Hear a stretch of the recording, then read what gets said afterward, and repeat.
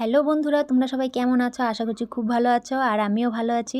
Manti cooking চ্যানেলে তোমাদের অনেক স্বাগত। তো চলে আসলাম আরেকটি রেসিপি নিয়ে। আজকের রেসিপিটা হবে ইলিশ মাছ দিয়ে বেগুন আলু দিয়ে ঝোল। তো চলো তোমরা সেটা দেখতে থাকো। এখানে দেখো আমি দিয়ে দিলাম নুন আর দিয়ে দিব কিছুটা পরিমাণে হলুদ গুঁড়ো। এবার কিন্তু আমি মাছটাকে একটু ভালোভাবে মেখে নেব। তো এই দেখো আমার মাছটা মাখানো হয়ে গেছে। আর এইখানে দেখো কিছু উপকরণ আছে, এগুলো কিন্তু আমি সমস্ত পিষে নেব। আর এখানে আলু আর বেগুন কেটে রেখেছি। আলু বেগুনের মধ্যে আমি হালকা পরিমাণে নুন হলুদ মাখিয়ে রেখেছি। আর বসিয়ে দিলাম কড়াইটা গরম হয়ে গেছে। এবার দিয়ে দিব তেল। তো সেই মাছগুলো আমি আস্তে আস্তে এখন ভেজে নেব।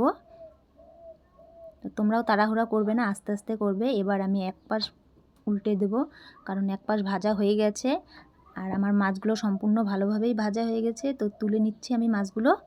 এবার এই কড়াইতেই বেগুনগুলো ভেজে নেব।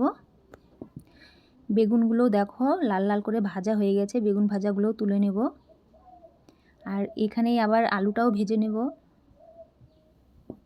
তো এই দেখো আমার আলুটাও কিন্তু হালকা লাল লাল হয়ে গেছে। তো আলুটাও কিন্তু আমি এবার তুলে নেব।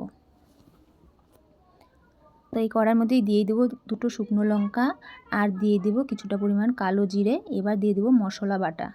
তো এই দেখো আমি সমস্ত কিছু পিষে রেখেছি, দিয়ে দিলাম। এবার দিয়ে দেবো স্বাদ মতো নুন আর দিয়ে দেবো হলুদ গুঁড়ো। তো এবার একটু নাড়তে থাকবো নেড়ে চেড়ে।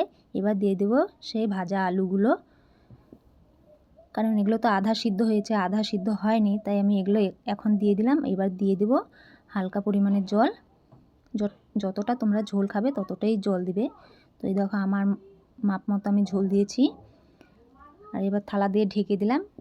ঢাকাটা এবার তুলে নেব। তো আলুগুলো দেখো আমার কিন্তু সিদ্ধ হয়ে গেছে। তো এবার দিয়ে দেব সেই ভেজে রাখা বেগুন আর মাছগুলো। তো আবার আমি কিছুটা পরিমাণে ফুটিয়ে নেব।